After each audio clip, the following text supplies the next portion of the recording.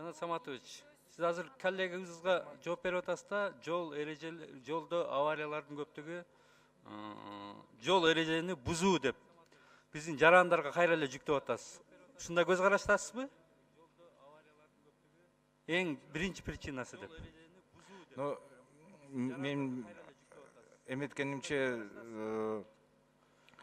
Оюңуз ушундай деп кыска эле айтып коюңуз, ушундай да. Азыр эле айттыңыз да, туурабы? негизги причина, биринчи причина ошондой болот да. Туура эмес. Негизги причина жолдорубуз узкий. Элдер шашылат, мына Бишкектен көлгө жеткиче пробка, тротуарлар коюлган эмес, односторонний жол өзүнө коюлган эмес, шашылгандан шашылып бул жактан ошко жеткиче пробка. Узкий жолдор, анан ошонун негизине биринчи шартты түзүп берип, условия, анан кийин жарандарды күнөөлөшүбүз керек да. Сиз кандай министр болуп кетип аткан киши ушинтип айтып атасыз? Ушундай түзүлүп калган, биз ушуларды келечекте оңдошубуз керек деп айтышыңыз керек да сиз, туурабы? Кайра эле жарандарга жүктөп атканыңыз бул кандай бул? Сизди жаңы көз караштагы, жаңы түшүнүктөрү бар деген кандидат катары биз кабыл алып аттык эле, сиз эскиче ойлонуп аткансыз дагы эле. Жолдун сапаттарын баарын оңдойбуз, жакшы эми. Кантип оңдойсуз? Кайсы акчаңызды оңдойсуз? Бөлүнгөн каражатка жараша болот да. Менин оюмча бөлүнгөн каражаты жетпеген үчүн ушундай болуп атат да.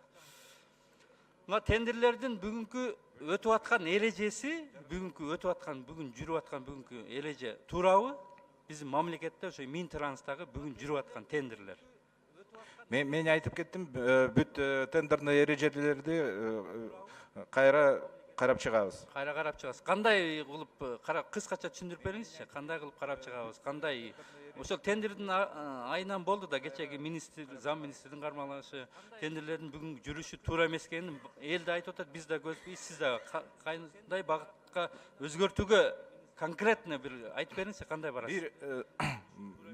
Бүт участниктерге бирдей эме болуш керек да.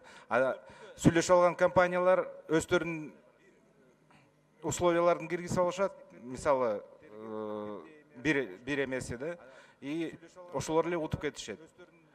Бүт участниктерге бир одинаковый требования болуш керек да, чтобы только если они подходят под эти условия, только цена, остался только ценовой вопрос.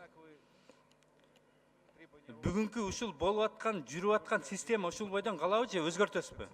Ошого аракет кыласызбы, өкмөткө сунуштап, бул жака алып келип? Өзгөртөбүз, алдыга жылдырабыз. Кандай кылып? Качество сделаем дорог. Но мы изменим работу министерства, изменим процесс принятия решения, посмотрим кадровые вопросы. Бүгүнкү жүрүп аткан тендер, ошол жүрүп аткан система туурабы? Туура деп айтып атасызбы? Аны өзгөртсөңүз, кандай өзгөртөсүз деп айта албай атасыз да ошону. Туура эмес деп айтып атканыңыз туура эми, туура эмес болуп атканын билип турат. Кайсыл багытка кандай? Участниктер кандай болот? Бүгүн эң арзанына бергенге аракет кылып атабыз, туурабы? Бүгүнкү мыйзамга карата жасап аткан да тендерлерде. Ошо мыйзамды өзгөртүүгө алып келишиңиз керек да сиз. Сунушташыңыз керек да. Ошондо бүгүн сиздин көз карашыңыз бар болуш керек эле да. Сиз именно ушул тендерден туура эмес 10 секунд кошуп коюңуздар. Тендер туура эмес жүргөн үчүн, ошол жерде коррупция бар үчүн, зам министр кетип, анын артынан министр кетип аткан үчүн сиз ордуна кайра келип атканыңызда именно ушул бир эле маселени сиз четко ответ беришиңиз керек эле. Бүгүн биз ошо ответти ала албай атабыз да. Менин суроо